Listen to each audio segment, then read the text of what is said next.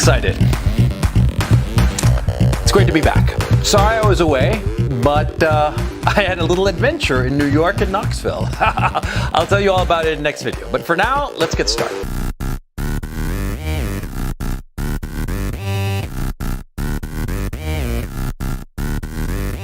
I've never known how to pronounce his name. You tell me, is it Aesop's Fables or Aesop's Fables? Well, whatever. Aesop wrote a bunch of fables, and one of them was the one about the fox and the sour grapes. See, there was this fox, and he saw these grapes up in the air, hanging from a tree, and he wanted to eat them, of course. And so what he did was he jumped and jumped and jumped and tried to get at the grapes. He tried and tried and tried, and he failed. He failed to get the grapes. And finally, in frustration, tired, exhausted, he just looked up at the grapes and said, they're probably sour anyway. And he walked away.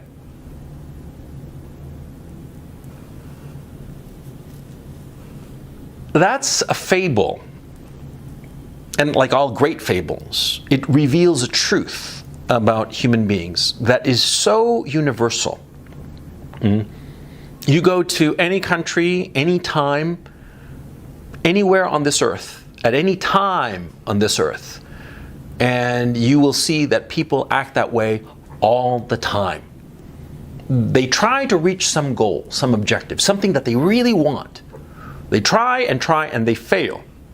And often as not, what winds up happening is that they keep on doing the same thing over and over again, like the fox. The fox, what did he do? He just kept on jumping up and down, trying to reach the grapes, and of course he failed. But instead of thinking through the problem and maybe, dragging over some rock that he could jump off of and reach the grapes, adapt to the situation. No, instead of adapting to the situation, instead of trying to use his brains to improve his situation so he could achieve his objective, what did he do? He just kept on repeating what he was doing and then finally gave up, exhausted, gave up and said, oh, it was probably crap anyway, and who gives a shit? That happens all the time. And it happens, with incels. And that's the point of this video. Incels, all the time, will say, oh, all women are whores. Because involuntary celibates try to get a woman. They try and they fail. And they try, and rather than adapt, they keep doing the same thing over and over again. They've been told and they've been taught that they should be, quote unquote, gentlemanly, that they should be, nice guys. And of course that fails miserably for reasons that we all know. And, they try and try and try with this approach that fails every time, just like the way the fox keeps on jumping up and down and fails every time. And eventually, what does the involuntary celibate say? He says, these women, they're not worth it. They're whores. They're this, that, the other. And they say a lot of times, they say, I'm going to go MGTOW. Men going their own way. I'm going to go MGTOW and fuck women. They're just whores. They're just thoughts. They're just this, that, the other. Right? The grapes were sour. See what I'm saying? That's what they say. Now, I don't have a problem with MGTOW, okay? I think that men going their own way is a perfectly respectable option with one caveat. And the caveat is you actually have to have tasted the grapes, if you will. See, a man who's had, relationships with women, and for whatever reason he finds them unsatisfying or makes him or bring him unhappiness, and he decides that, something, I've tasted these grapes, I've had my fun with these women, but something, I'm going to go my own way. No women in my life, I'm going to go full on MGTOW. That's one thing, and that's perfectly respectable. Sure, because the guy knows what he's talking about. He's had relationships with women, and he has discovered that for whatever reasons, he is unhappy in those relationships, and he has decided to go his own way. That's perfectly fine, perfectly respectable. But if you're an involuntary celibate, you're just indulging in sour grapes if you go MGTOW. Yeah. You're just saying that rather than adapt and try to achieve my objective, I'm going to just say that this objective is shitty and rotten and awful, and I'm not going to try anymore. You're giving up. And that's wrong. See? If you have a goal in mind, and I'm not talking just about, women, okay, in everything in life. If you have an objective in mind, and it's an objective that you can achieve, because you yourself have the qualities, or you have seen other men like you, no different from you, who have achieved this objective, well, if you can achieve this objective, then you should achieve it. And if you are not achieving it, it's because of your failure. It's not because the grapes are so sour. It's not because the women are these sluts and whores. It's not because this achievement in your job or your profession or your business is, unattainable except for geniuses. No, no, no. If you are failing to achieve your goal, it's because you are failing to adapt. I talk about this all the time. I did a whole video called Adapt or Suffer. You can find it right here. See, it's very easy to fall into the sour grapes mode and say that you're not achieving something because the objective in and of itself is rotten or bad. It's very easy, but it's the excuse of the loser. It's the excuse of the man who's failing to adapt, who's failing to look at his situation and realize the way I am going is not helping me reach my objective. Therefore, I have to pick a different path, a different way of doing it so that I can reach my objective. My objective might be here, and I'm trying to reach it, and I have obstacles. Well, then I have to go around these obstacles. I have to figure out a way to achieve my goal. I can't be of the mindset that just because I keep repeating the same thing over and over again and fail to achieve my goals, then that means that the goal is not worth achieving. You see what I'm saying?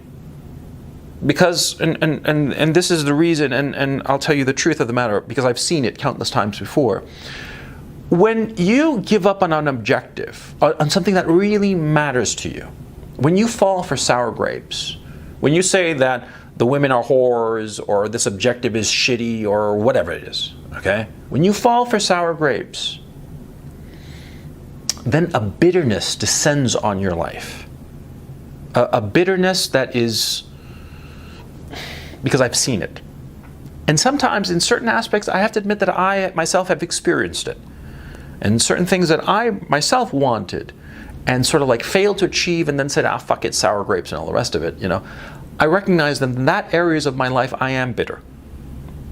All in all, I'm blessed by the fact that in my life in general, I'm quite happy and quite content and satisfied. And the things I've achieved, I treasure them. And the things I have failed to achieve that were just a little bit beyond my grasp, well, it happens to everybody. Everybody has some goal or objective that is a little bit beyond their grasp, right?